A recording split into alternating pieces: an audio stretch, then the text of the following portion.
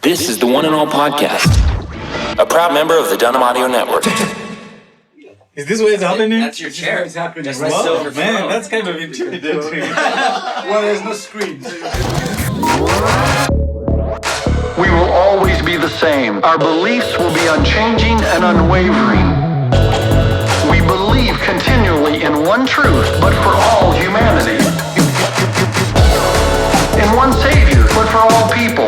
One truth that will be delivered in love and compassion, connecting every one person to all that God has promised them. Hey, welcome back to the One and All podcast. This is Ben, and I'm joined by my trusty colleague here, Aaron. Hey, everybody. I forgot to include my full name, though. That's Ben Lounsbury and Aaron Magnuson. Is that right?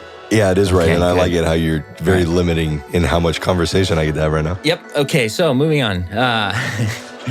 No, today we have a great conversation with, we sit down with Michael and Denford. Denford Chizinga it's actually Michael Chisaka and Denford Chizinga. They go through the proper pronunciation at the beginning of this episode. But global partner to our outreach department and has been connected to this church via Jeff Vines for a long, long time. He talks a little bit about his encounter with Jeff early on in Zimbabwe during Jeff's early missionary days. I didn't realize that. Yeah, that was a really great story, that the relationship between One and All and Denford's ministry over in Africa, Zimbabwe specifically, all started in Jeff Vines' early years of ministry in Zimbabwe. Yep. And we also dive into some really great experiences Denford has had over there doing ministry, doing the leadership school, and like all the opportunities for people that are part of One and All. And if you aren't yet, these are opportunities for you to get involved in ministry regardless. We talk about those in this episode. They're incredibly helpful, and also go through a few tasty treats you can find in Zimbabwe. And some other lighthearted stuff, like stuff that Denford was able to experience just yesterday in his time here in America. Yep, and some of his pet peeves. Better watch out. He's a snappy guy. Here it is. That's good. Sorry. I had to say that. Michael and Denford Yeah. are in the house In the house. today. Say it again. So our last names, Chizanga Chizanga for Denford. and Chisaka. Chizanga and It sound like Chizanga. Mufasa. Ooh, say it again. Yeah. Mufasa. Hey, man. Chizanga. If you're... Michael and the Lion King references are pretty much Endless. nonstop. Michael you. Chisaka, Denford Chizanga. Thanks for hanging Ooh. Oh, my pleasure. today. Yes, that's Michael's Excited. class. Yeah, let's really Help. clap. Clap around, Now, I yeah. want to know our value celebration, right? That's right. Yes. So we got to And And we are That's celebrating right. Denford being here. Would you describe the room that you're sitting in? So we always like to, as often as we can, give listeners an idea of where the voice is coming from. So how would you describe where we are? I guess, what would you call this, an office? I mean, if you want to, Yeah, it's not an office. it's a 5-walled room. So five-walled room. 5-walled room. Some black, what do you call this? Foam. Foam Yes. Black foams on the wall. that are designed in a very triangular and bumpy way. Does that help? And the white. Thing that says, "Hey, Aaron, I hope that you make the greatest content. Okay, bye." So there's a note Yes. written on a sound baffle here in this. It's a sound Closet. baffle. That's Well, baffle. technically the foam on the walls is Oralex foam. and what's on the ceiling? Engineer nerd alert here. Yeah, that's right. Yes, Oralex foam. And then on one of the baffles is written this message, so you might hear some people reading it often. It's out of all the podcasts we've had so far, it's almost been referenced in every single one. And our good friend Robbie Ragasa, who wrote this, had no idea that this was going to be quoted. And his signature's on it too. That's right. With a terribly drawn smiley face, but we digress. There's a lot of electronic stuff in the room. Yeah, that's true. Yeah. A lot of which I don't know how to operate, mostly because it's Apple products. Yes. Yeah, that's Yeah, he needs to move over to the light side. I'm not an Apple guy, is what Michael is referencing. Move over. Okay, Michael. Yes, Your Highness. Thank you for the respect. You're welcome. Yes, honor. Introduce to us Denford Chizinga. Oh, and also, Yes. you'd mentioned you had a little fun trip Yes. yesterday. Oh, but yeah. Yes. Like fill us in a little bit. Okay, so this is Denford Chizinga. Denford Chizinga is one of our missionary partners, and he heads an organization called African Development Mission. So one of the things we do in Zimbabwe, actually, Pastor Jeff, our lead pastor, had he served down in Zimbabwe for over 10 years. And that's how we met Denford. And that's the connection with One and All. And so, and so with Denford he will tell you, Denford, what do you do with, first of all, are you married? Yes, I'm happily married Yeah. to Shingirirai. That's my wife. We have been blessed with 3 kids. Beautiful. A girl called Hannah, who is 12, just turned 12 last week. Caleb, who is 10, turning 11 this year. And the youngest, Joanna, who is 4, turning 5 this year. Awesome. So 3 kids. Beautiful. Yeah. It's very lovely. One of the things that I always find interesting is the way we say certain things like, what would you call when you go to In-N-Out, you're getting a Burger. Double. burger, is what right? I'd say. That's a burger. How do you call it? Burger. Bigger. Sounded the same to me. It all tastes the Chicken same. burger. It all tastes bigger. All right. What's So Denford, and then okay. what do you do with ADM? So ADM is a mission based in Zimbabwe, but we are operating in Zimbabwe, in Zambia, and in Mozambique. Our primary focus is church planting. So we go into cities, go into villages, primarily looking at areas that don't have what we call Bible believing or Bible teaching churches. Yeah. So we do church planting. And so far we've planted 32 churches. There's 27 in Zimbabwe, 4 in Zambia, and 1 in Mozambique. So that's our primary focus. And then secondly, we do leadership training, because one of our core beliefs is as we start churches, they need to be run well, administered well, so that they can grow, they can expand, start more churches.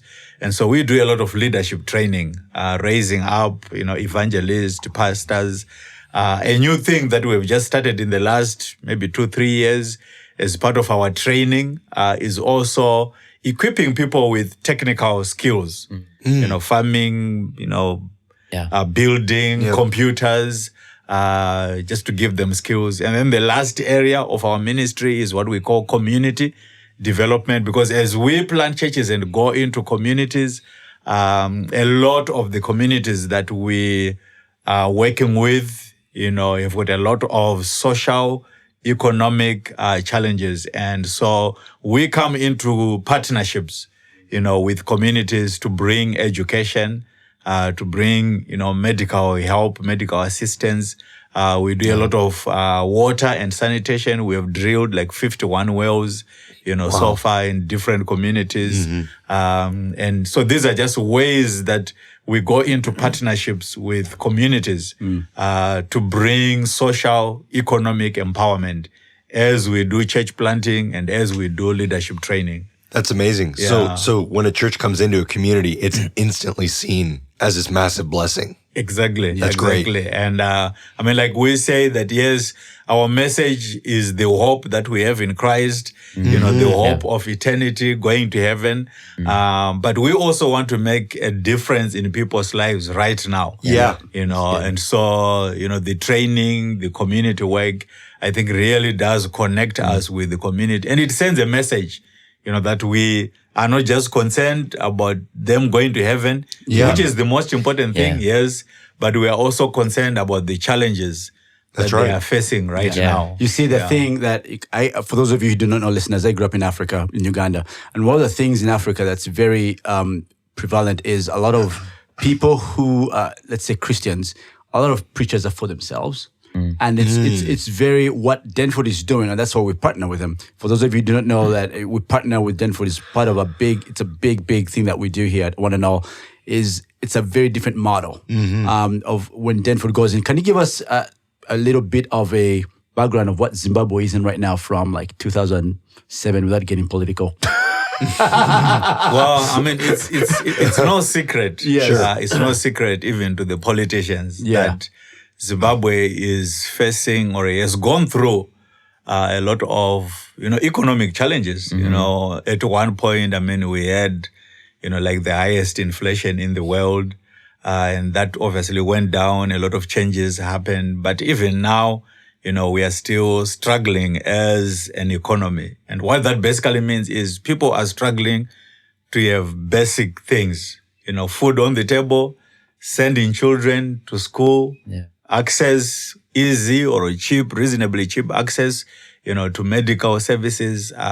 And so those things, I mean, it might sound political, but it's no secret that that's what we are facing as a nation. And so that is why it's very important for us as an organization, a Christian organization, to say, yes, as God enables us, we want, to be a help, to our communities, to our country. So, through the partnership with ONE&ALL, I mean, we are financially investing in Zimbabwe. That's awesome. Big time. Yeah. How many gardens do we have so far?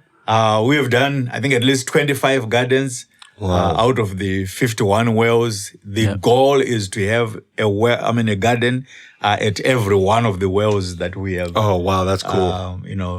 Drilled. And depending on the size, it feeds, anywhere from 20 to something families? Yeah, so on average, 20 to 35 families. And most families have, on average, maybe between 5 and 10 people. So you're looking at least on average like 500 individuals who are benefiting from every one of those wells. Wow. That's directly. And then as they begin to grow and sell their crops, then many more people are getting to benefit as well. That's beautiful what's happening there. And it reminds me of when you say your primary goal is focusing on planting churches, right? And then these obviously other means of just practical everyday support and help for people who need it.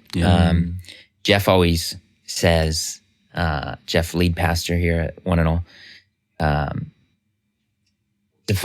he always brings up how you define a place that's reached with the gospel and a place that's not. Like, how do you? Does that mean someone's brought up the conversation of Jesus and the gospel to them? Does that mean they're reached? And no, it actually has to do with one, having that encounter. Michael, do you know? You know where I'm going? Yes, you have that encounter with Christ. With plant churches. The planting churches. Planting churches is big. Yep. Number 2 is also the idea of the other social, economic things, like you put a hospital, you put things, so supplies that help people with their basic needs. And then number 3 is leadership training, which is big for us in Africa, is training people. That's huge because again, in Africa, people are not, again, I think Denford, if you can maybe chime in as well, people are ready to move on. They want to be trained. They don't want just money. They just want, hey, how can I be able to make my life better? And the cool thing that I like about the ministry that ADM does is we partner. We do not go in and do stuff. Yes. We partner. So, for example, can you give an example of the clinic that was built a few years ago?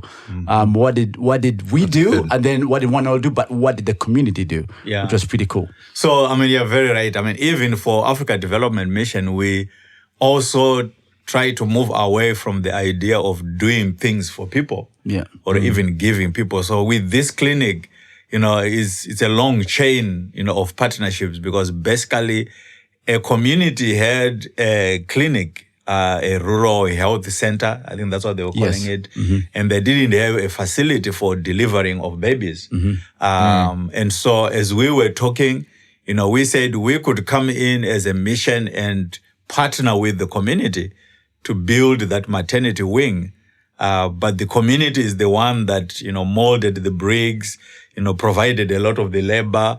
And then through our partnership with One and All, we were able to get financial resources, even people who came and helped us, physically on the ground.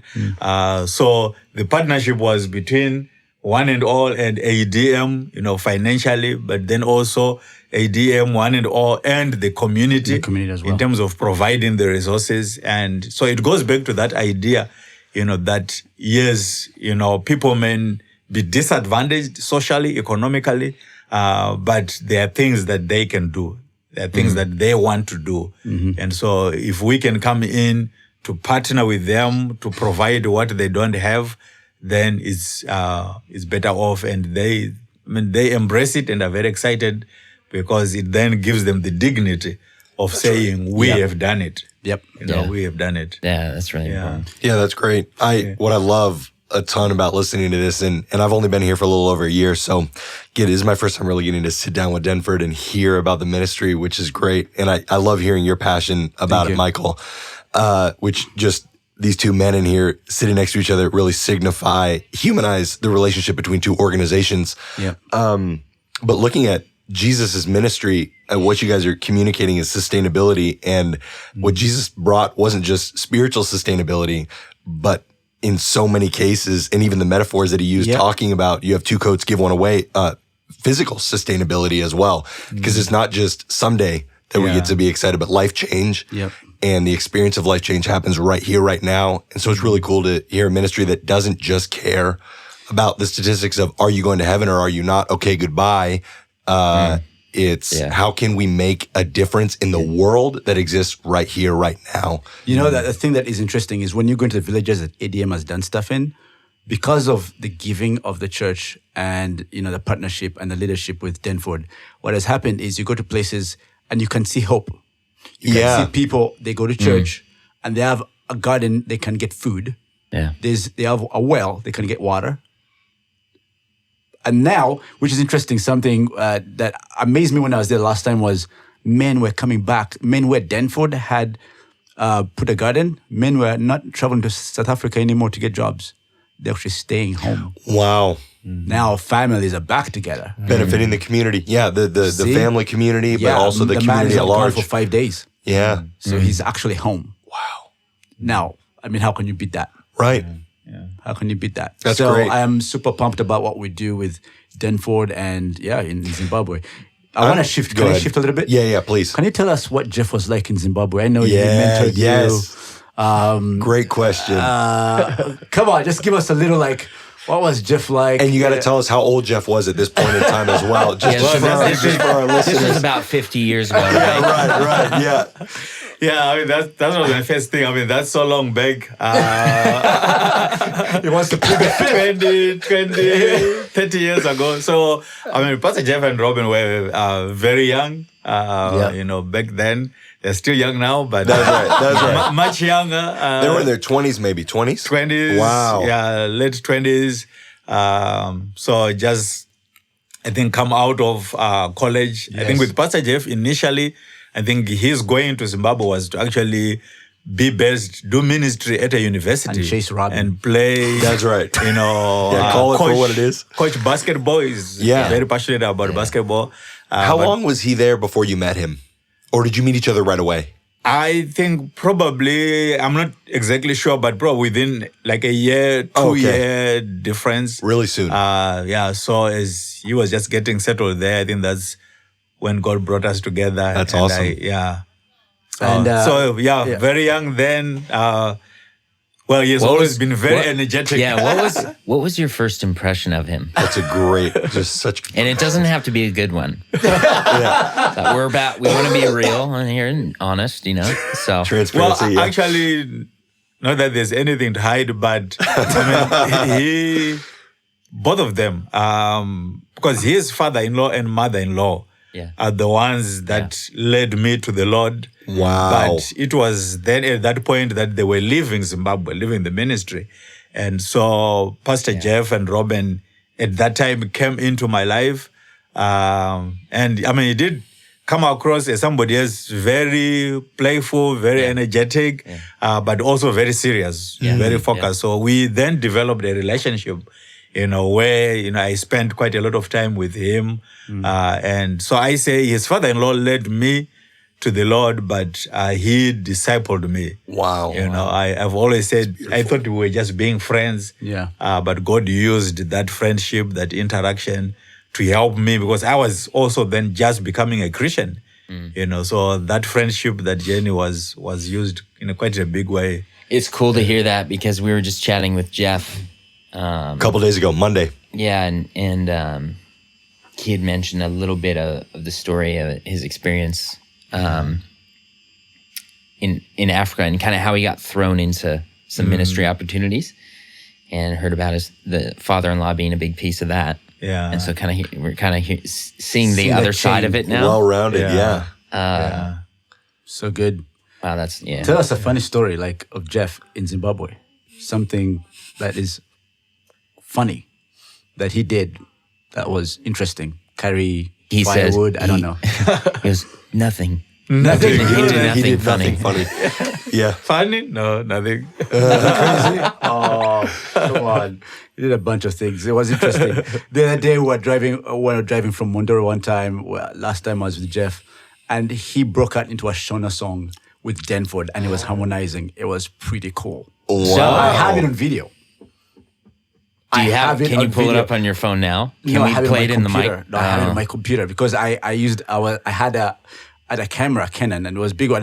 My phone was, I think, dead at that point, so I just turned on the camera and just recorded. He didn't know I was recording him. We have to listen because it was so good. So I hear, Jeff likes to say he can sing. He actually does. It was very good. They were harmonizing. He was singing the melody. Jeff was up there doing something.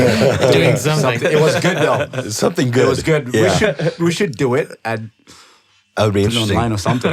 Yes. It was great. Expose it. Expose it. It was good. He didn't know I was recording him. That's great. Does he know that this exists? Does he still not know? No. Okay, nice. He doesn't Well, know. he will when this comes out. Yeah. Wow. Soon to be released. Yeah, that's right. Or you're gonna lose your camera. Something's gonna happen. So Denford, you do music then?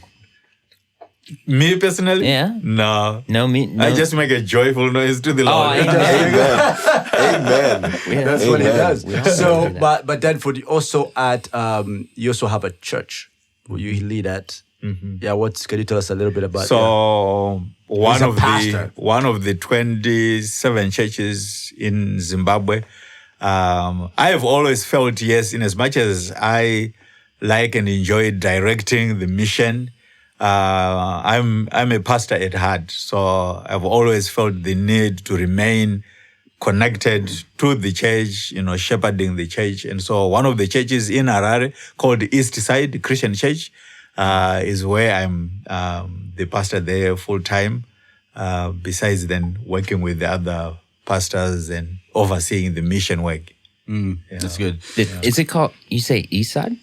East Side, yeah? Yeah, East Side. East Side Christian Church. East Side. Like East Side. Like East Side. But it's Like not East Side. like But- East but Side in no, but it's Anaheim. East Side. Got it. Yeah. Glad we could clear that up. Well, I was like, It's not East Side, it's East Side. Is that the difference? East. Michael? Yeah. Can you clarify? What is East it? Side. East East side. From the east side to the west Yeah. side. Come on. Oh, yeah.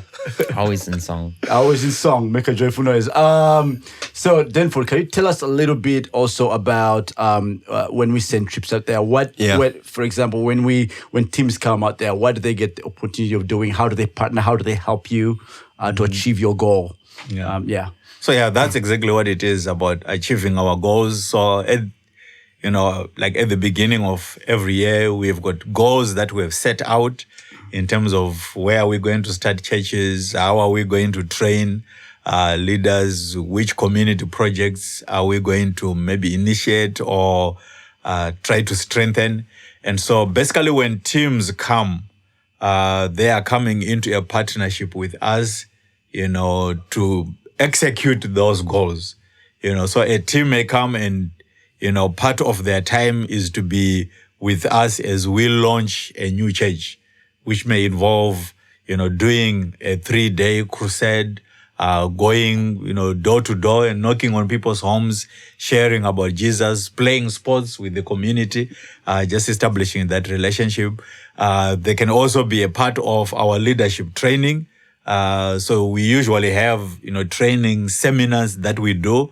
So depending with the skills, the knowledge of the people that are coming, we try to also then tap into that and use it as part of our leadership training. A big part of what a lot of teams get to do is to work with the schools that are in the villages. These are public schools that we have a relationship with. So we right now are connected to like 36, mainly primary public schools in different villages.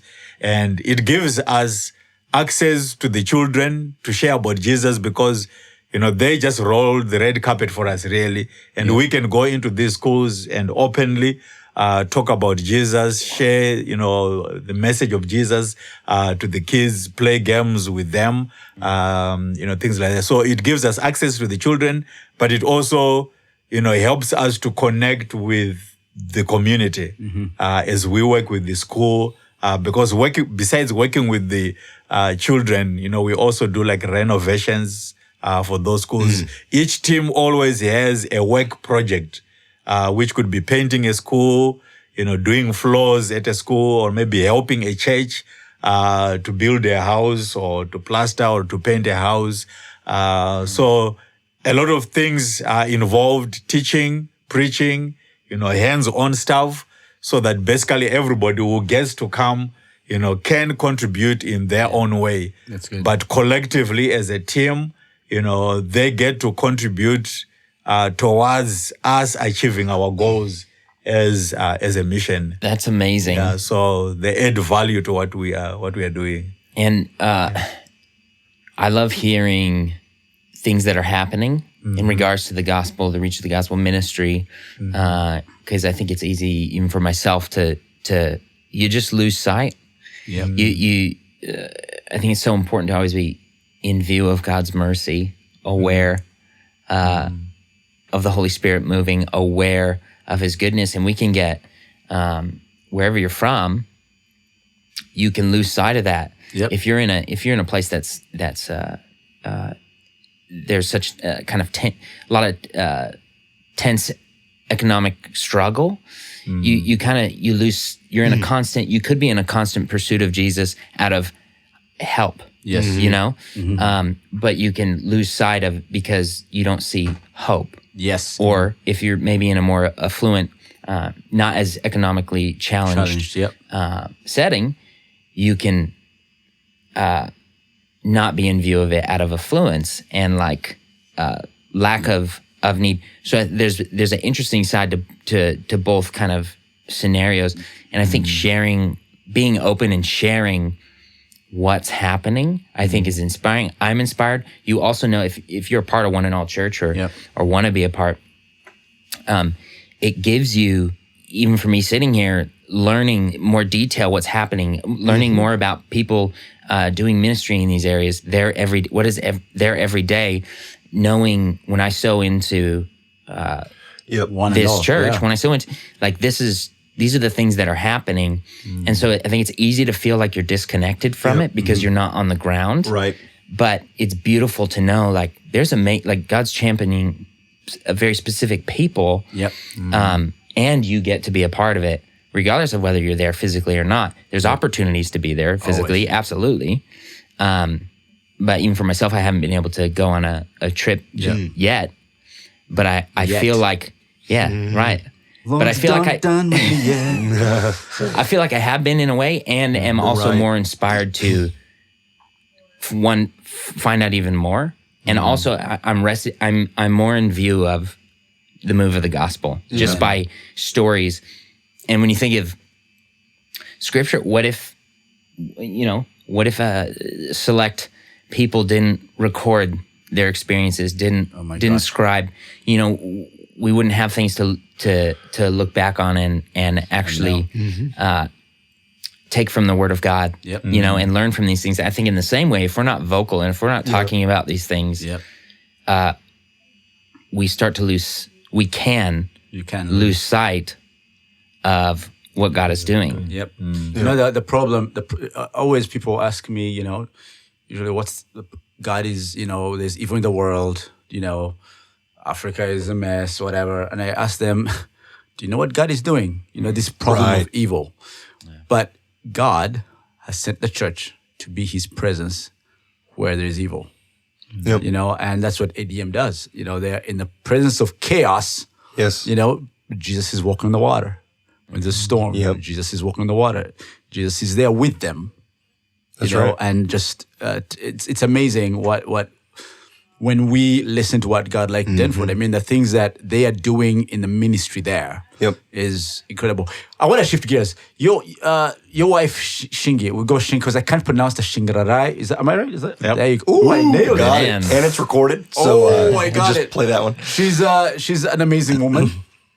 She also helps you out in ministry, right? Yeah, we are partners in ministry. Love that. That's great.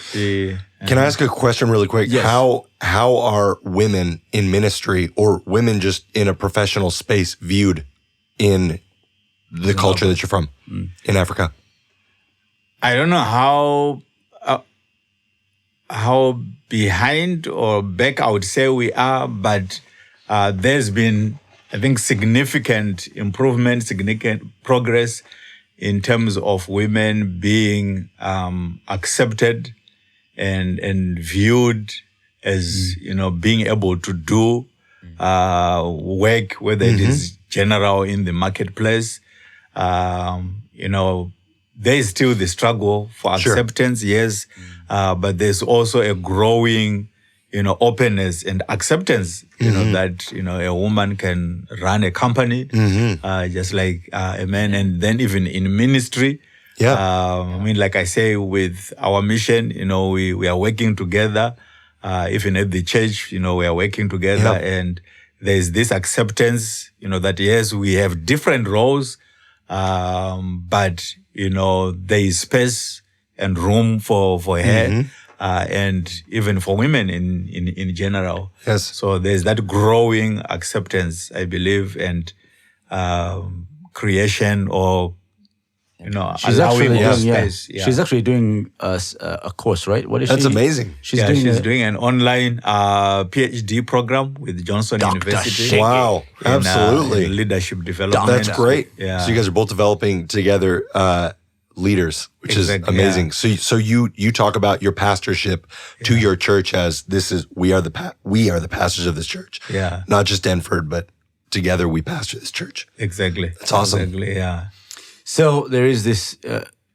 Why don't you go ahead and ask? There is this myth that you have this thing, Denford in Zimbabwe. You have this title when teams come. Yeah. No, so you mentioned this to me earlier. I don't know what the title is though. I've already forgotten. He's called the James Bond of. Oh yeah, I knew that. Yeah, the James Bond. Yeah. This is Is it because of his garb? He dresses real nice. That's great. Sharp. He does. Why do they call it James Bond? I don't know. I'm still trying to figure that out myself. I think there's a team that came in 2010. Yeah. And apparently, you know, there's a lot of police roadblocks on the road. Yeah, I know this and so apparently, you know, we got stopped. I mean, we were like a convoy of 2 or 3 cars. We got stopped. Like 17 times. I went out of the car and talked to the police and came back to our car and we took off.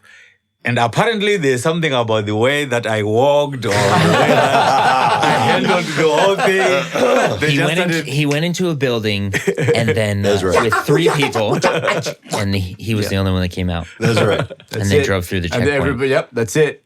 That's amazing. Yeah, so James Bond of Zimbabwe. I love that. The James Bond of Zimbabwe. That's it. Before we move on from the leadership stuff, going back into that, I'm really intrigued by how you described Jeff Vines' relationship to you as not taking you as a young Christian and discipling you. And I can hear that when you talk, the excitement that you have. Yes, you're a pastor. Yes, you love people, but it's this development piece that you So really in like. terms of our leadership training, initially it started off as us just trying to raise a group of young men and women to do evangelism, to be pastors. And so we would bring them from the different churches, different villages for a 1-week course where we are teaching them leadership principles, evangelism principles. We let them go back to the churches. After 3 or 4 months, they come back. And so we would do this maybe 2 or 3 times a year. And that has basically been like the background to our leadership training. But we have kind of changed it also now to where we are looking at training in terms of providing skills to people to do what they feel they have been gifted to do or called to do. So it may not necessarily be evangelism or, being a pastor, although we do teach Christian principles to everyone, so that we can have that influence upon their lives. But basically to say, what do you feel you have been gifted to do? Is it evangelism? Is it pastoral work? Is it being a carpenter, a bricklayer? Beautiful. And then so we come alongside them, to invest time in terms of creating classroom time, creating, practical time, and even releasing them to go back to their churches, their villages, their cities, to apply what they have learned and come back to the training center. So is developing a relationship with them where we are imparting knowledge, hopefully imparting some technical or practical skills, and having a relationship with them. Because as we grow, we are obviously going to have even more and more people that may not even be believers. But it is our prayer and our hope that by having a relationship with them, not just a classroom relationship, but just an ongoing relationship, we can impart and impact their lives, for Christ. And that goes back to like what you were saying. When I look at my relationship with Pastor Jeff, yes, there are some things that we did together, but it was more about the relationship. Just being together and working together. That is so beautiful. Where I believe the greatest impact was done. And so that's what we would also want to duplicate in other young men and women's lives. I love that because Jeff sat on this podcast and what did he say? He said, evangelism is best done one-on-one in relationship. And he was probably thinking about you, Denford, in that moment, and countless others that Pastor Jeff has had the opportunity to do that for, but to model an entire leadership program based off of not material, not curriculum, not even system, but it's about relationships. Beautiful. It's good. And one of the things that, because of that, a side thing to that is, Denford, you're having a building project, right? Yes. And so the vision has continued to grow for leadership training. So God blessed us as, we talked with the community in one of the areas where we work in called Mondoro. So we were given actually about 2 acres of land, and we have been able to build a training center.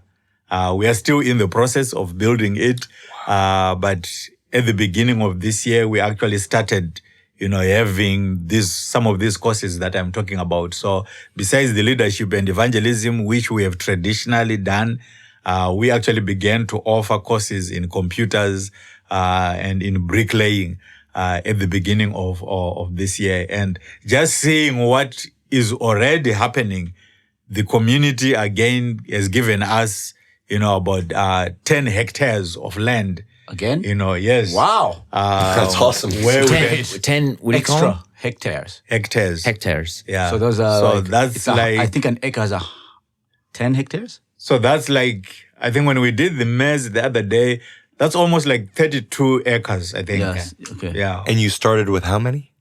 Just 2.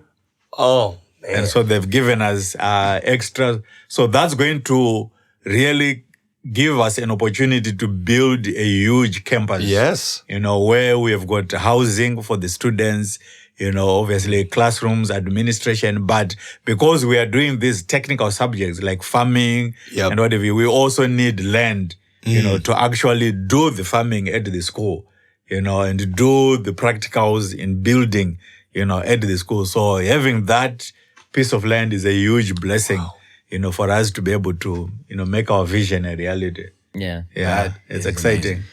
Michael, or Denford, I have a question for you. And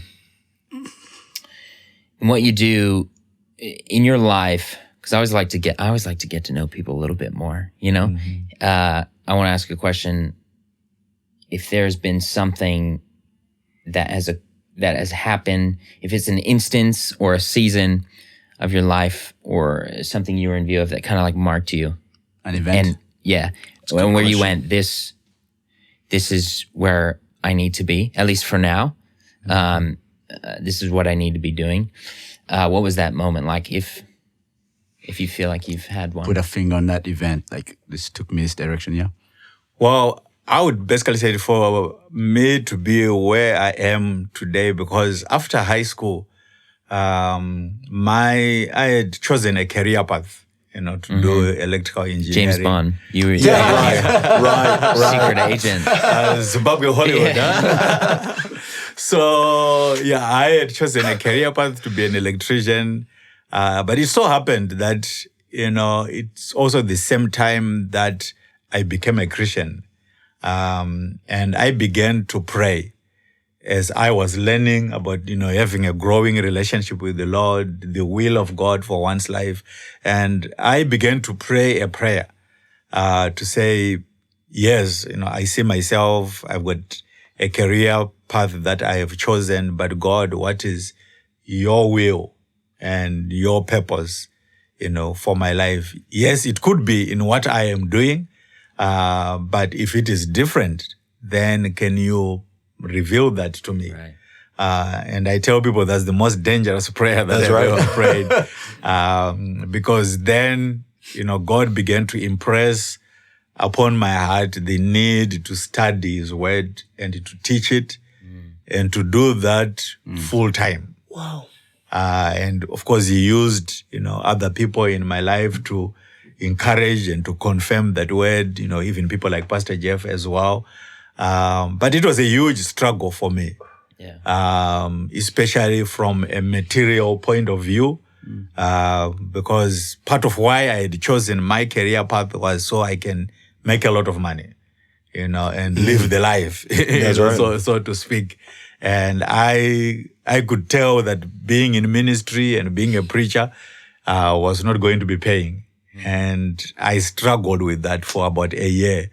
But, God just kept, impressing it upon my heart. And I remember specifically one Wednesday evening.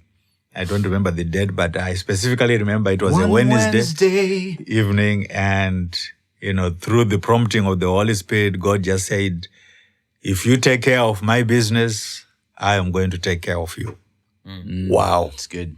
Amen. Yeah. And it just took away that burden that I was carrying of wanting to look after myself through a career.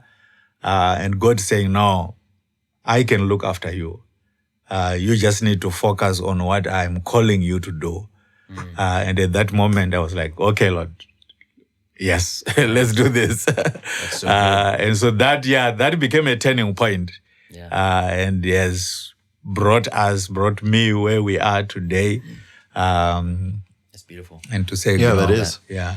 Thank you for sharing. And it's brought you now onto some more lighthearted, fun events like your Jeep ride. Yeah, yesterday, that's right. right. So, Yeah. well, I think this is important too to take note of. I think God's path, His calling, His position, His will for your life is. I think when you're outside of it, it looks daunting. And I think it looks like, and not to say that there won't be struggles once you are in it, but when you're in it, there's a beautiful reserved peace. Yes. And fun and opportunity along with struggle. Yes. I think it's a beautiful place to be. So It is. sometimes you're in the trenches, sometimes you're in a Jeep, right? Right now, Michael. So, tell us, man. Yeah. So yesterday, one of the things we kind of laugh about it because in Africa most roads are a little bit crazy, right? It's just crazy. But then you don't have Jeeps. I mean, if you're wealthy, you have a Land Rover, right? So we said, you know what? Let's take Denford out. And this is something you enjoy doing. I Michael. enjoy one of the things. Yes, I actually enjoy going out on a Jeep. One of my friends has a Jeep, and We're looking to get sponsored by Jeep. I also drive a Jeep. That's right. Patriot. Yes, you do drive a Jeep. That's right. Sponsorships are And he's open got top of the line Jeep, and he knows. Hey, there are times when Michael needs to go out and just be a boy.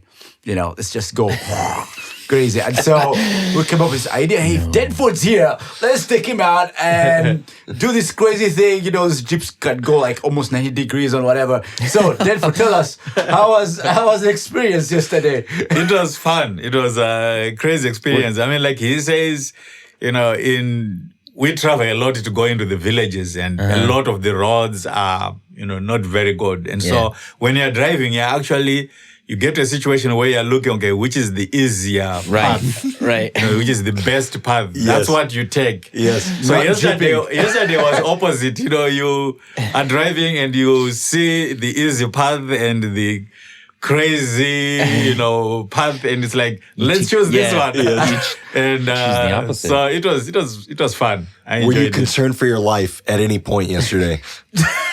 Not really. Oh, Not that's really. good. I Yeah, had faith in the drivers, faith in the cars. Who I was like, driving? most of the time it was Michael. Really? I'd be Yeah, afraid. of course. Yeah, I would be for my afraid of life. that as well. It was actually fun. Did you get to drive at all? No, they offered, but I was like, man, I don't want to total somebody's. Well, you can't total it, but Yeah. I don't want to do something stupid. Yeah, Jeeps don't get totaled. Jeeps don't get totaled, man. I'm telling you, it's one of my favorite things because you get to, the guy who owns the Jeep actually had I did not know this, but yesterday was sharing because when I started Jeeping with him, he told me, he first said, put faith in the Jeep. That's number one he told me. Number two is he said, listen to me. And so every time I say, hey, what do I do here? And he said one day he was actually praying for direction for something. And he said, God told him, the same way that you ask Michael to trust you, you need to put your trust in me. Wow. It was just like, he said, I had never actually thought about it that way because every time he goes, I'm with him. He says, okay, you can go this way, put your foot over there, put that right tire over there, put the left tire over there. And he's directing me on how to do this. And saying God used that situation to speak to him. So it was pretty cool to hear that. Like, oh, okay, it's pretty cool. So I love Jeeping. Jeeping. That's That's awesome. what he calls it. So I'm taking the word. Jeeping. I'm dying to know, Ben, are you going to take your Jeep out Jeeping? I probably won't. The kind of I have a Jeep Patriot, and it's not the most rambunctious of the Jeep brands. Yes. But you know what? My family actually, my father had a Jeep Wrangler. Okay. At one stage growing up, and then my older brother took that Jeep Wrangler off of his hands, and then ended up getting another one later. So there's been a series of Jeeps in our family, but my older brother we used to take it out all the time in the back roads. Yep. Like you said, Denford, there's the nice road and then there's the ratty road, and you choose the ratty one 9 times out of 10 Yep. It's in so a good. Jeep. So yeah, we would go out, and man, he did his car in like so many, just the lack of suspension, and he wrecked the thing, but it was made for it. It was made for it. That's what It had the roll cage and everything, so Yep. we Yeah, probably Rubicon, came close yeah. a few times. Yeah. Quite Yesterday scary. we're like, "Meh," and I'm like, am I going there? He's like, dude, just go. Just and I'm almost like, dropped. It was amazing. So love Jeeps. That's what we do. Denford, favorite American food? Olive Garden. Olive Garden sponsor. Send that in. All right. Breadsticks, don't even worry about nothing else. Just Okay, what about Olive Garden? I'm very curious. You'd never. I won't say never. It's a very. I have not heard that often. that was I will surprising say to me that. as well, but yeah, I'm curious. Is it the breadsticks? The breadsticks, the salad, Oof. and then But probably it starts with the breadsticks. Yeah. So most people say, most people that aren't from America, or at least since I live in Southern California, a lot of friends that visit from overseas come here, and they're a very common, like, oh, I love this place, food-wise, is Cheesecake Factory. Interesting. And I go, really? And I think it's the size of the menu. It's like 42 pages. Yeah. You can order anything. And it's like each dish is pretty not good. too bad. Yeah. It's nice. Not too bad, yeah. So like it just seems like a magical palace of food and wonder. Wow. Oh yeah, it's within the top 3 probably for me as well. Cheesecake Factory. I almost said that. Yeah. I was going to ask you a similar question, but I wanted, and I'm glad you still asked, Michael. I'm more curious. What would you tell an American is a must-do in Africa?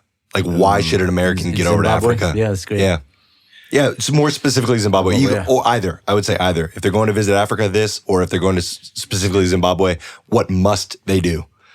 Or in terms of, a fun thing to do, or just Sure. Well, I mean, we definitely have the Victoria Falls. Oh yeah. So visiting the Victoria Falls is a must. I mean, It's incredible. there are waterfalls all over the world, but definitely nothing as huge and loud as the Victoria Falls. You stand in the majesty. Literally, you just stand there and you're like, this is majestic. I mean, I've gone there a number of times and it never gets boring. Yeah. It's just, you just stand in awe, like he says, of, God's creation and, and like I say, we call it the smoke that thunders. So sometimes even before you can see it, you hear it. Wow. Yeah, you can hear it, just the water and just being able to then stand in front and see it, it's unbelievable. Yeah, That's great. That's a must. What about a food choice? So my wife has been my wife Ashley has been on a trip to a mission trip. It was actually through One and All years and years ago. But she always talks about how spicy the food was in Africa. I was like, Do you know really? where she went? Kenya, I think. Kenya is spicy. Yeah. So I didn't know if that was all throughout Africa, but she just goes, man, she doesn't have the strongest palate for spice. She's a little bit better now. Yeah. I tend to like spicy food, but she's just like, it just ripped her head off. Like over India, she went to India and like that was fine. No, Zimbabwe food generally is not spicy. What's the go-to? So, I mean, the traditional food is what we call sadza. Sadza? Made Rubbing out vines like that. of Okay. Yeah, that's a favorite. cornmeal. So it's a thick mesh. Yeah, okay. But you have to eat it with something else. You can eat it on its own, but it tastes much better if you are mixing it with, Yeah. vegetables or, Stew. Like stew. okay. Beef stew, beans. Like a grits type Yeah, it's situation. a grits, but a bit much harder than str- grits. much harder. Yeah, much harder than grits. So that's definitely something one has to try. It is so good. I'm getting hungry. That's what I It's so mean. good. Yeah. So the stew, you dip it in there it's called sadza in Zimbabwe, it's called posho in Uganda, and it's called ugali in Kenya. Ugali, yeah. Yeah, it's the same thing. But they throw some extra heat in there in Kenya. They just get a little extra. They add some stuff to The that. spices are probably in the stew. Yeah. And then Kenya was a little bit influenced by the Indian culture because the Indians came through the trade there. And so you have a lot of Indian spices coming through there. And that's why the Kenyan food is probably a bit more spicy. There you go. Well, I mean, if you're not going to go on a mission trip for ministry opportunities, you can at least go for the culinary experience. I wanted to ask one. We'll leave here on a silly note. Yeah. Today, pet peeve. Ooh, good. Denford Chizinga's pet peeve. Something, or in some like Australia, they call them pet hates. Something that just irritates you. An What irritation. irritates you? What makes you like An irritant. I'm a calm guy, man. That's why I'm like, all right, what sets him off? What gets Denford riled up? He's like, when people ask me this question. That's my attempt at Denford. Well, Nice. I guess I am very meticulous in how I keep my things A bit like things have to be in order. in order. So this desk is driving you nuts right now, isn't If it? it was mine, it would. If it was his. So right across from Denford in this five-wall out of room here as soon as he can. is Aaron's desk, and there's some knickknacks on it and stuff. But No, this is not bad. But what I was getting at is like, if I have set up my stuff and then you come and you move it. Yeah. okay, yeah. Yeah. Oh yeah, that's. Someone borrows Wow. something and they put it back in a different spot, or Oh, they just yeah. mess around with it. Oh yeah. Oh yeah. You know, I can relate with you on that. I'm probably in the same place. That is I mean, I can sort things on my table like this. If I move out or get out of the office, and if you come and you just move one thing, You know. when I come back, I can tell. Yeah, wow. Detailed. You're a detailed guy. wow. good. That's good. Well, Denford, are you a coffee fan? Do you like coffee? I or are you like more of a tea. tea? Man, See? you and Michael, okay. 2 for 2. Well, we didn't have coffee today. Normally we like to, We have some. We Yeah. have some bean. Bean is what we call it on this Bean, podcast. yeah. We usually have some bean. we have a review, but since you were doing tea, we just said forget it. Forget it. Yeah, tea is, I'm telling you guys, you don't know. You drink a cup of tea. You know it's what? just A nice cup of tea is Yeah. really nice. It's really nice. Yeah. Yeah, when you're It's harder to find around here, though. Yes. Harder than good coffee. Good tea is harder to find than good coffee. Less common. I don't know if it's like maybe harder per se. There's more places that I find that don't have great See, coffee yeah. than places that do. Whereas tea is probably a little closer, maybe half and half. See, like I when I make tea at home, usually, if I don't just have the black tea by itself, which is usually for me Earl Grey, what I'll do is I take the milk and actually boil the milk itself and put the tea bag in there. Oh, And so that for me That's- just gives it that's like, and then you put a little, chai or whatever, and it's just, that's it right there, That's a Man, good all cup this- of tea with milk. talk about food and drinks. We're on to lunch. Yes, Yeah. let's Thank do you. it. You're welcome. And Thank you for your thanks time, everybody, Denford. Oh, my Appreciate it. pleasure. Thank you, Aaron. Thank you for having me. When you come back, we'll have you on again. That's right. Oh, we yeah, need to eh? hear more about what's going on, and we'll have a cup of Anytime. tea for you. My pleasure, definitely. And as we end, can we say squanya banana in Shona? Like squash do a it. banana? Yeah. Squanya. Squanya. Squanya. Squanya banana. Squanya Squanya banana. banana. That's right. All right, go squanya bananas. Yeah. Thanks, guys. Man, that was a great conversation. Love Michael and Denford a ton. Loved hearing from them. Large personalities, both of them, which adds some really good flavor to this episode of the podcast.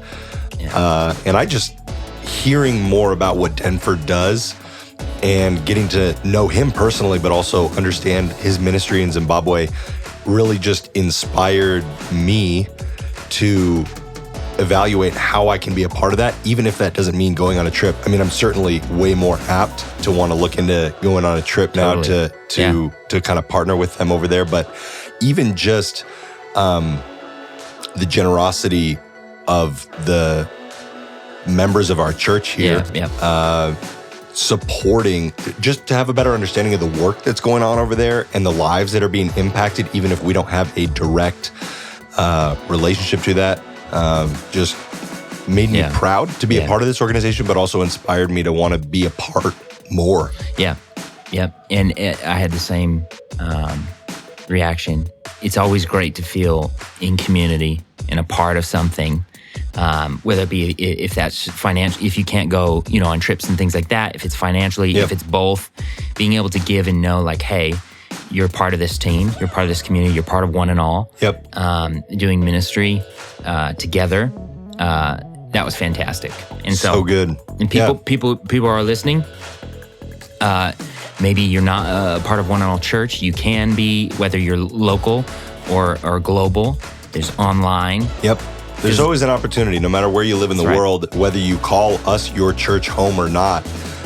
There's really cool things that are going on, and this was just a great conversation because it reminds us that it's not just about the local church here in Southern California, but it really is, what are we as an organization helping fund and helping impact around the world. And to hear both Michael and Denford talk about the real tangible impacts that are happening because of things like monetary giving and people even taking a trip over there, wherever you find yourself right now listening to this podcast, you have an opportunity to join in on that, and we'd love to invite you into our community.